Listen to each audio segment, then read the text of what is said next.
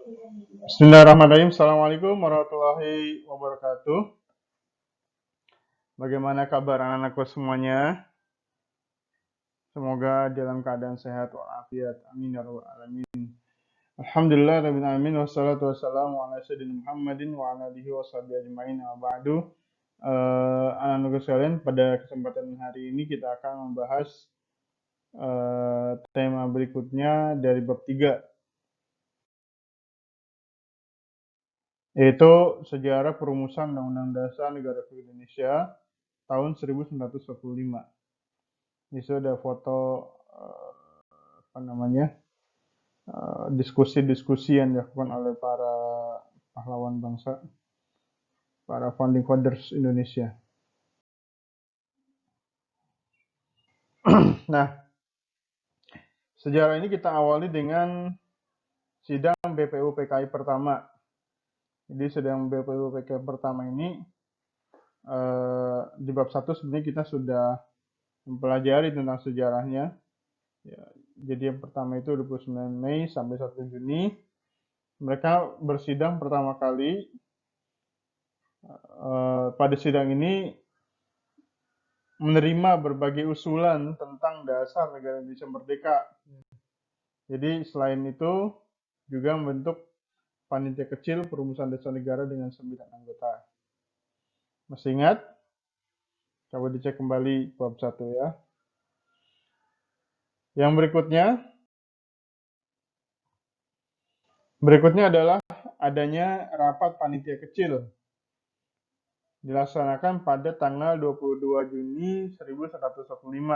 Di antara hasil rapat panitia kecil ini adalah adanya Mukaddimah Hukum Dasar Negara Indonesia yang dikenal dengan nama Piagam Jakarta. Ya.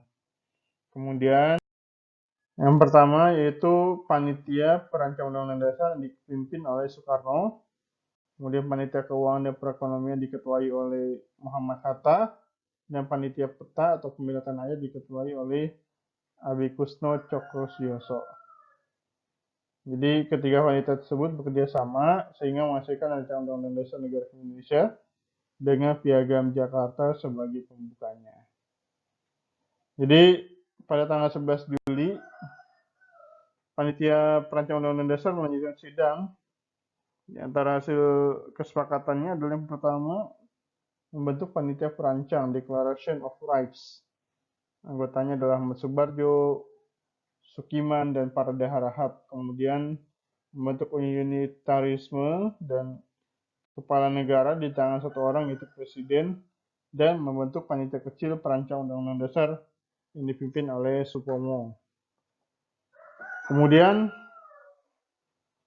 sidang panitia kecil pada tanggal 13 Juli mengadakan sidang lagi dan berhasil membahas beberapa hal dan menyepakati antara lain adalah ketentuan tentang lambang negara, negara kesatuan, sebutan Majelis Permusyawaratan Rakyat, dan membentuk panitia penghalus bahasa terdiri atas Jayadiningrat, Salim, dan Supomo, dan rancangan itu kemudian diserahkan kepada penghalus bahasa.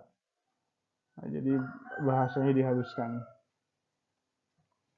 Kemudian pada tanggal 14 Juli, BPU PKI mengadakan sidang dengan agenda pembicaraan tentang pernyataan kemerdekaan. Sedangkan pada tanggal 15 Juli melanjutkan acara pembahasan rancangan Undang-Undang Dasar. Kemudian itu hasil dari sidang BPU PKI pertama dan kedua. Jadi intinya adalah sebenarnya bagaimana menjalankan negara ini dan merancang bagaimana agar negara ini bisa berjalan dengan baik. Ya. Sebuah negara itu kan perlu undang-undang dasar, perlu konstitusi, ya, perlu membahas bagaimana nih ke depannya mau menjadi negara apa, negara kesatuan kah, atau negara serikat, atau negara yang lain-lain.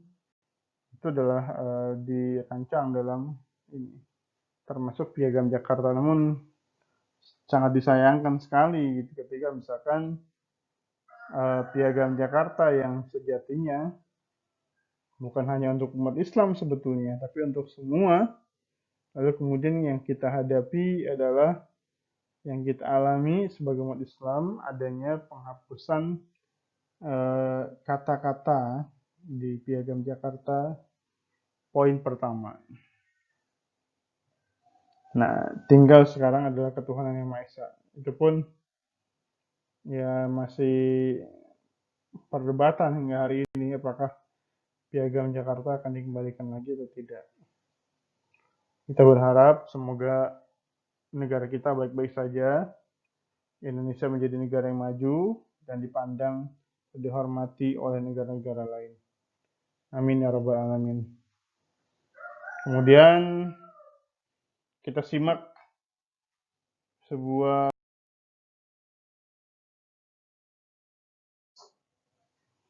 dari Muhammad Nasir. Muhammad Nasir ini adalah tokoh perjuangan bangsa Indonesia.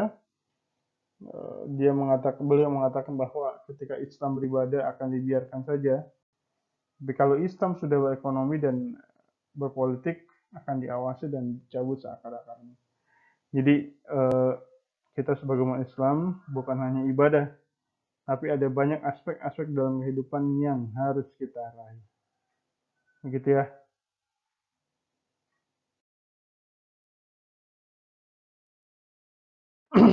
Untuk tugas, silakan sebutkan hasil sidang BPUPKI tanggal 14 Juli 1945, bisa kalian cari di Google. Kemudian sebutkan Piagam Jakarta bagian yang mengalami perubahannya apa saja. Kirim tugas kalian ke WhatsApp saya 0822 14 18 19 86. Atas segala perhatiannya. Assalamualaikum warahmatullahi wabarakatuh. Subhanakallahumma bihamdika asyhadu an la ilaha illa anta astaghfiruka wa atubu ilaik.